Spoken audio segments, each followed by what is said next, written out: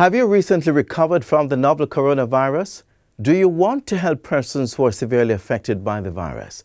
If your answer is yes to both questions, contact the University Hospital of the West Indies to be a part of its convalescent plasma study. Antibodies from your blood plasma could be used to lessen the effect of COVID-19 on persons with comorbid conditions.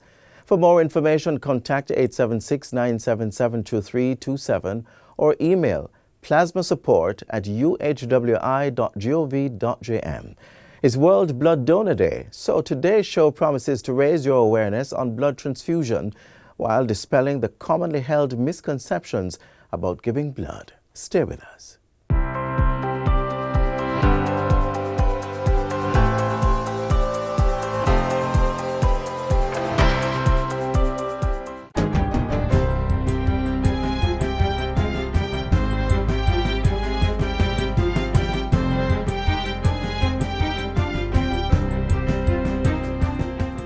Good day, I'm Stephen McHugh, and this is your JIS News for Monday, June 14, 2021. Preparations are advanced for the full resumption of face-to-face education in September. That's the word from Prime Minister Andrew Holness, who says the return to in-person learning will be driven by public health science as well as social and economic imperatives. The Cabinet of Jamaica, which I lead, takes into consideration all the recommendations that come from the Ministry of Education, from the Ministry of Health, from the Ministry of Finance, and we balance them. Because at the end of the day, we don't want you to survive COVID and die of hunger. That's the stark reality. So we want you to survive COVID and still have your job. We want you to survive COVID and still be educated. The Prime Minister was addressing a virtual town hall on vaccine sensitization for the education system on Friday. Mr. Holness used the opportunity to call on teachers to get vaccinated. I really, from the bottom of my heart, appeal to our teachers. Please get vaccinated. Meanwhile, the Ministry of Culture, Gender, Entertainment and Sport will be commissioning a special medal to recognize frontline workers in the fight against the COVID-19 pandemic. Portfolio Minister Olivia Grange made the disclosure in Parliament recently. As we continue to show appreciation, Madam Speaker, I've been asked by the Minister of Health and Wellness to commission a special medal to recognize the dedicated service of our heroes on the front line in the fight against COVID. We believe it is fitting that we make this special award to those who have given great service to our nation during this pandemic.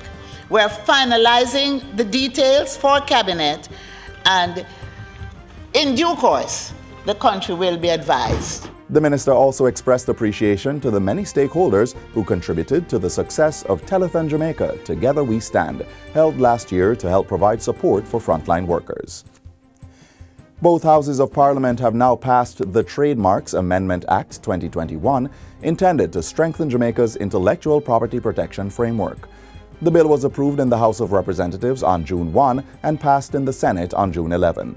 Minister of Foreign Affairs and Foreign Trade, Senator Kamina Johnson-Smith, says the amended legislation provides for Jamaica's participation in the system of international registration, protection, and management of trademarks. Minister Johnson-Smith says a key aspect of the legislation is that it will support Jamaica's accession to the Madrid Protocol, a one-stop solution to register and manage trademarks worldwide. So the bill undoubtedly will enhance Jamaica's competitiveness in regional and international trade by allowing for greater efficiency in the registration of trademarks in multiple jurisdictions. The minister says accession to the protocol will open new pathways of income for trademark professionals in Jamaica. Minister of Culture Olivia Grange says government is currently in the process of modernizing and retooling the Creative Production and Training Center, CPTC. The minister says the CPTC plays a major role in national life by facilitating the national political debates and producing hundreds of hours of major events programming as well as cultural content. With the support of the Chase Fund, we are now modernizing and strengthening the CPTC with new studio and ENG equipment as well as outside broadcasting facilities. She says the ministry has also made upgrades to the Natural History Museum of Jamaica, and the Jamaica National Heritage Trust is currently undertaking important development work at Fort Rocky and the Seville Heritage Park. The Jamaica Anti-Doping Commission, JADCO, is now fully compliant with the World Anti-Doping Agency, WADA. That's according to Sport Minister Olivia Grange. What this means is that Jamaica's credibility can no longer be questioned when it comes to doping in sports. The JADCO 2021 rules have been prepared, sent for gazetting, and will soon come into effect. Minister Grange is urging athletes and their coaches to get familiar with the new rules. And finally, 192,000 trees are to be planted in Manchester under the Prime Minister's National Tree Planting Initiative. During the launch last Thursday, fruit and ornamental trees, including Indian plum, Otaheite apple, pui, willow, and Poorman's orchid, were planted at the Percy Junior Hospital. Additional proposed tree planting sites in the parish include churches, schools, police stations, health centers, and open public spaces. Custos of Manchester, Garfield Green, says his office has committed to planting 3,000 trees across Manchester by the end of 2022. Meanwhile, Member of Parliament for North East Manchester, Minister Audley Shaw, says the launch is aligned to the government's initiative to plant 3 million trees by 2022. Planting a tree or planting a seed, sowing a seed, is not only symbolic of the hope that we invest in a better tomorrow, but helps us in a significant way to address issues of climate change, environmental protection, and increase food production to aid food security. I urge everyone to join the initiative as we aim to meet our 3-year goal of planting 3 million trees across Jamaica by 2022. Persons interested in joining the effort of planting trees in Manchester may contact the Office of the Custos of the parish. And that's it for JIS News Today. I'm Stephen McHugh. Thanks for watching.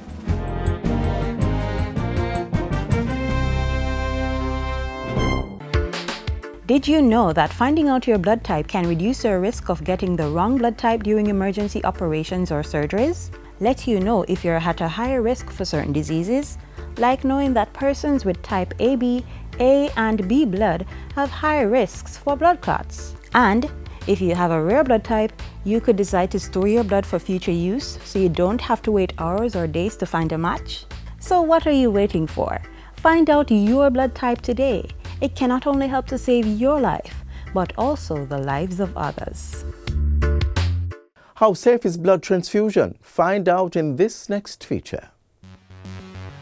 As long as man is around to get sick or injured, blood will remain a high-demand substance for health practitioners. But for all its wonderful properties, the life-saving bodily fluid could become a death sentence if not handled properly. For those who need their supplies boosted, health workers cannot simply hook up a needle and feed the red and white cells from another individual straight to the needy bloodstream. It's not just a simple matter of collecting blood, finding out what the group is, and then passing it on to the recipient. There are lots of other things that go into providing safe blood.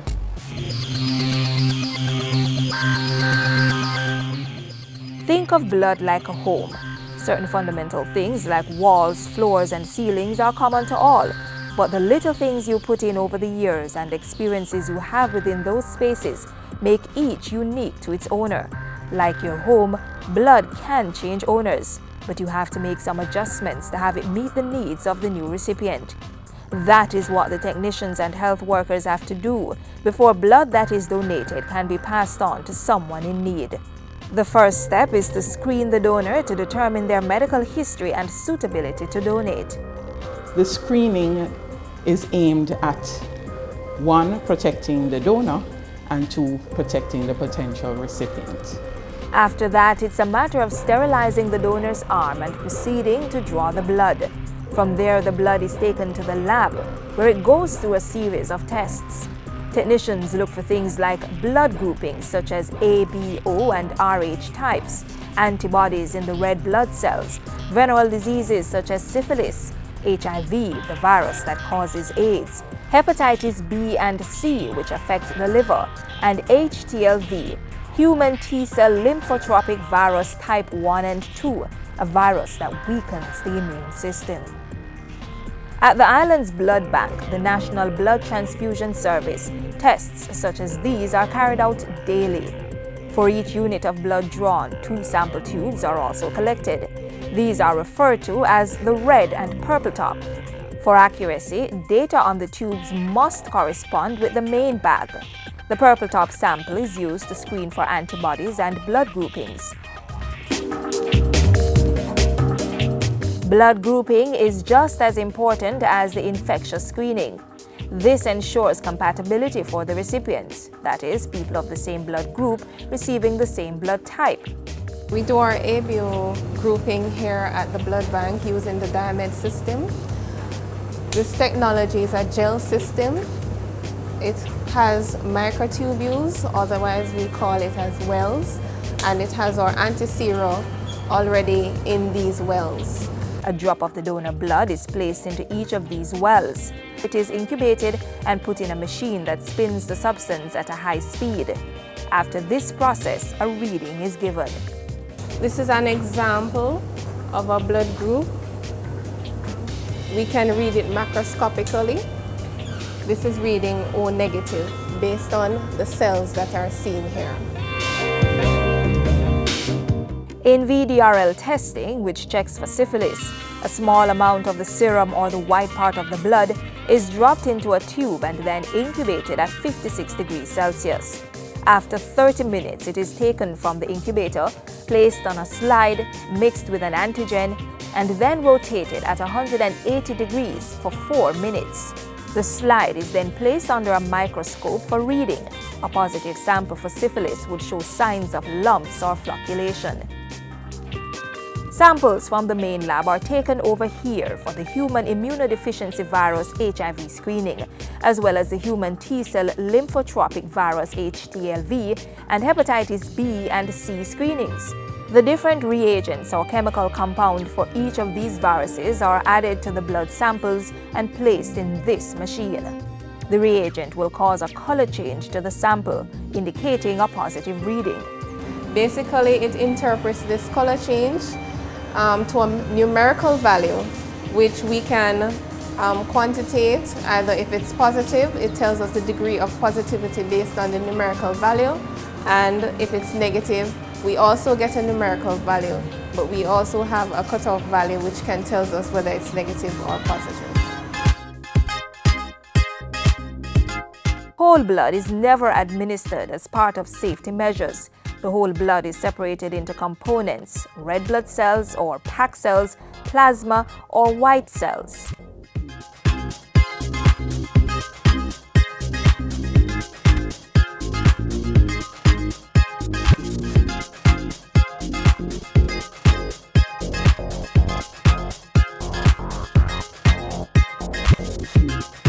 If you had a patient who was anemic, who is in heart failure, and you gave whole blood, you're giving that person a lot of plasma unnecessarily.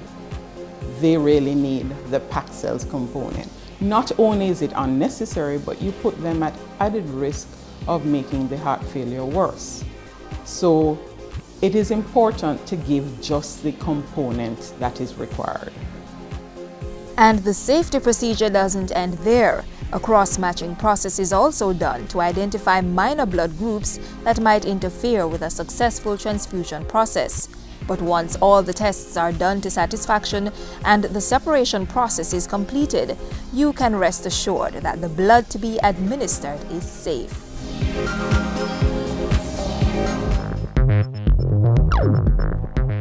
Jamaica, we are in the throes of a pandemic. COVID-19 cases are on the rise. COVID-19 related deaths are climbing. COVID-19 bed capacity at our hospitals has been maxed out. Yet still, some of us continue to flout the COVID-19 containment measures. Some of us still refuse to wear masks in public places. We still gather in groups of more than 10. We still break the curfew hours. And we still attend illegal parties. Wise up! Take responsibility for your health. Safeguard the health of your loved ones. Obey the COVID-19 protocols. Will I contract an incurable disease? Am I too old? Am I too young? Will I lose too much blood? These are the commonly held fears of donating blood. We're here to put your mind at rest. Watch this.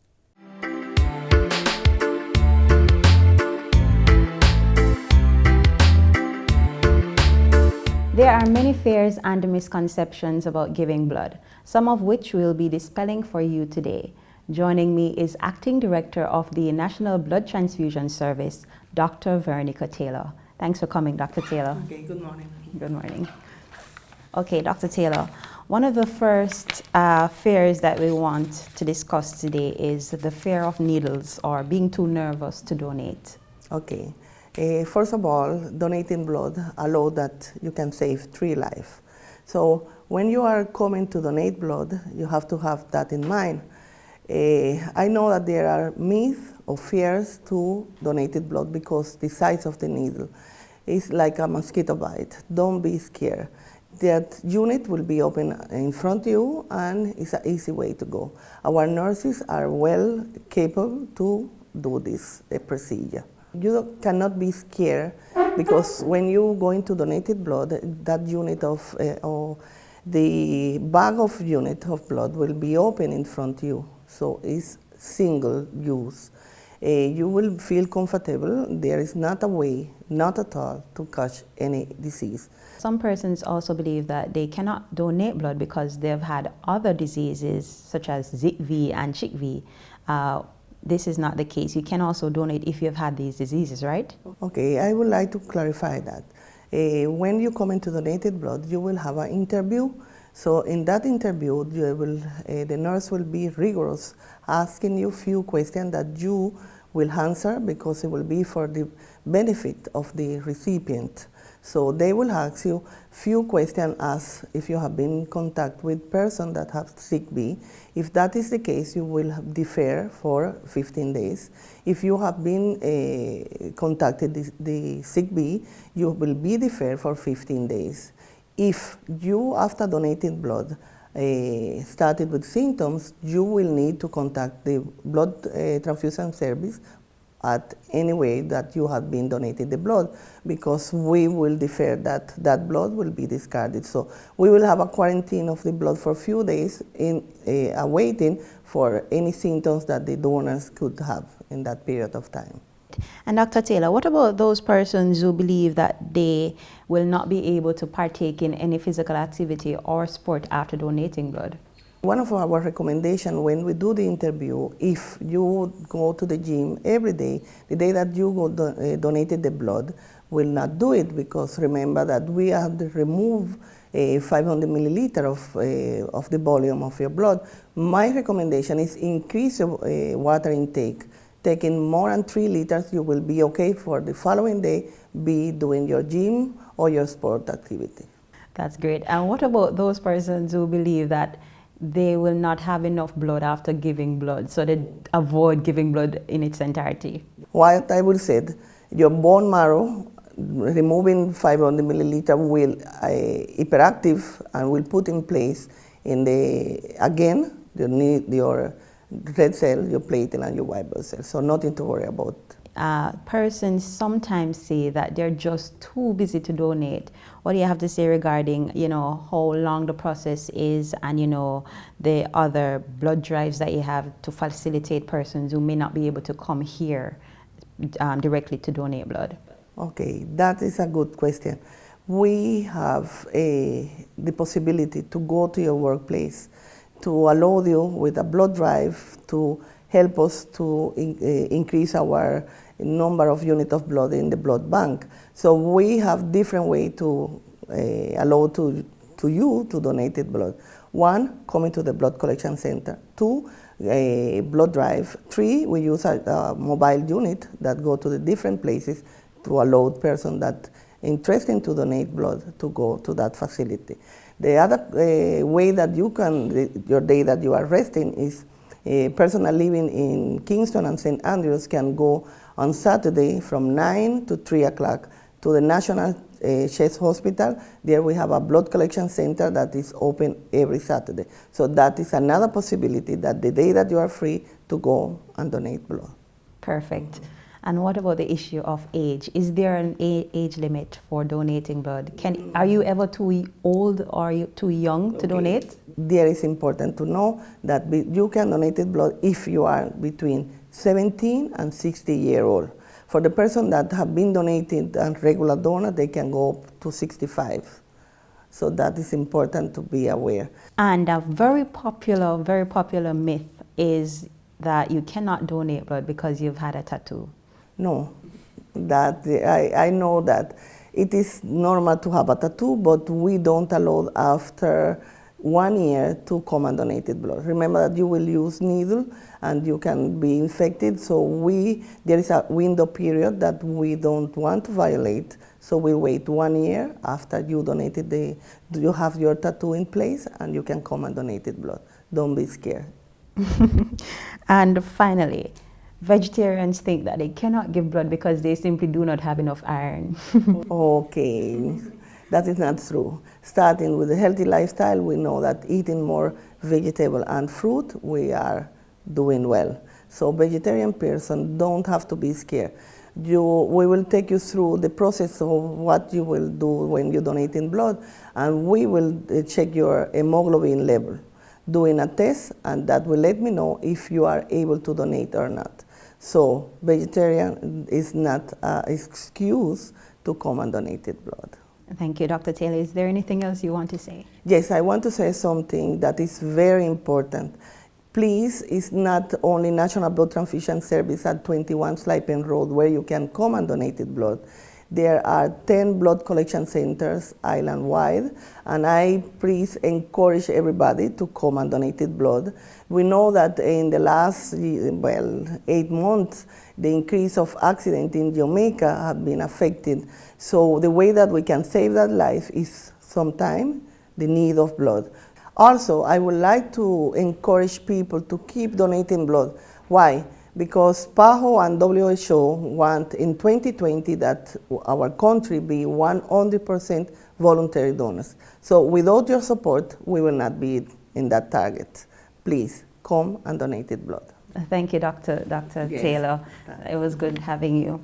So having some of those major fears and misconceptions dispelled, I sure hope that you will face your fear today and donate blood.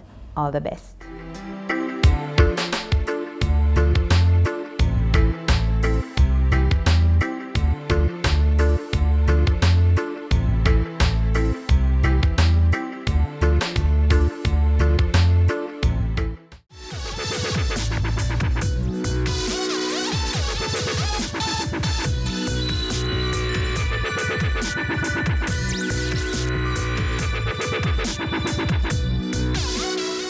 It's the only part of a vehicle designed to make direct contact with the road. Yes, we're talking about tires. As we observe Road Safety Month this June, we look at this important component of traversing the nation's roads. I have absolutely no idea what this is or what it's even used for. But today on Autospot, I'm going to be learning all about tires, and who knows, I might even end up changing one myself.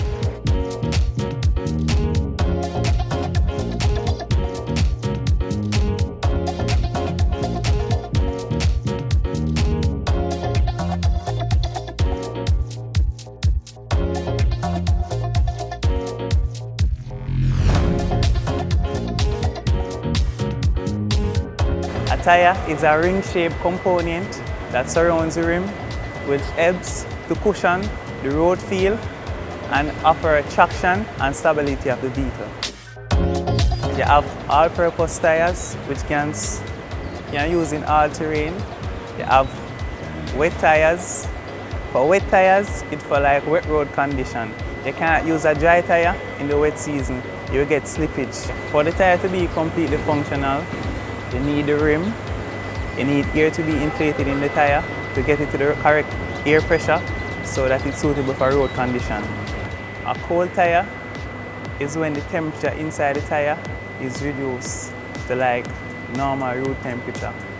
At that time is the correct time to check the air pressure within the tire to give you an accurate reading.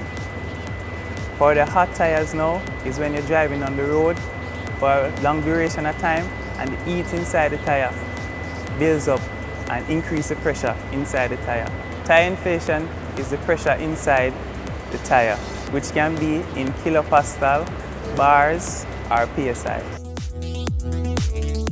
There's an instrument called the tire pressure gauge, which I have here with me. You use to take the tire pressure. I can demonstrate for you. First, we'll have to remove the dust cap from off the tire. Place the tire pressure gauge on the tire valve, and it automatically pushes out the tire pressure gauge and give you the correct reading. The driver still needs to play a big role in the safety of the vehicle on the road. Now, we see a lot of vehicles coming into our premises at our body shop, and we see a lot of accidents that could have been easily prevented. People texting, people not paying due care and attention when they're on the road.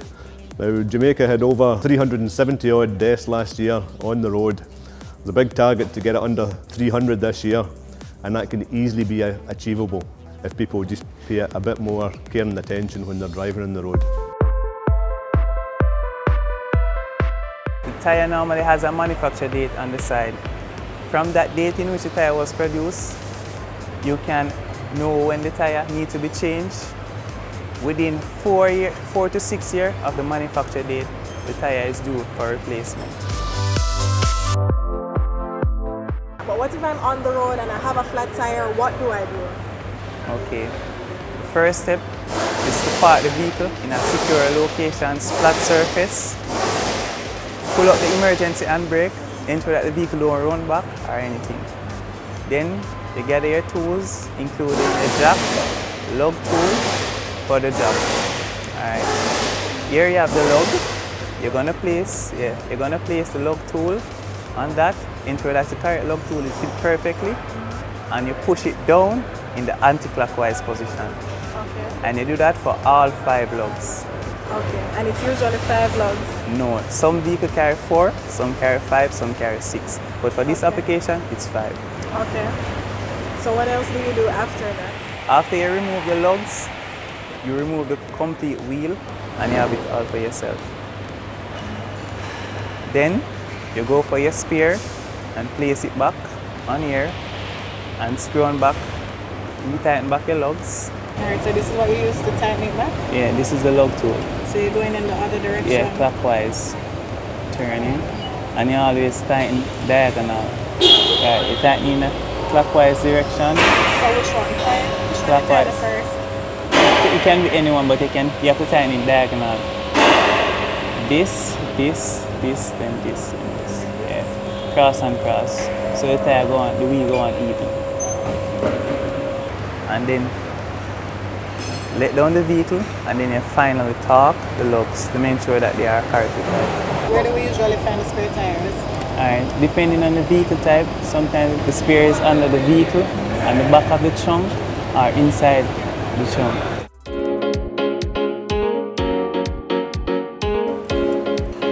So it's not as simple as it seems, but it's clearly doable.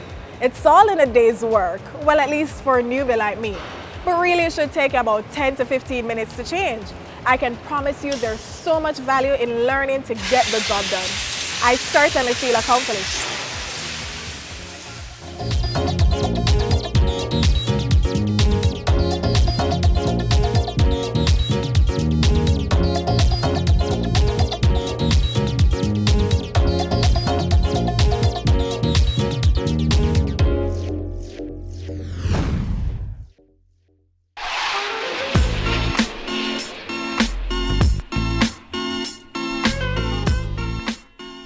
And this is where we close the pages of Jamaica Magazine. We'll be back tomorrow with another information-packed show just for you.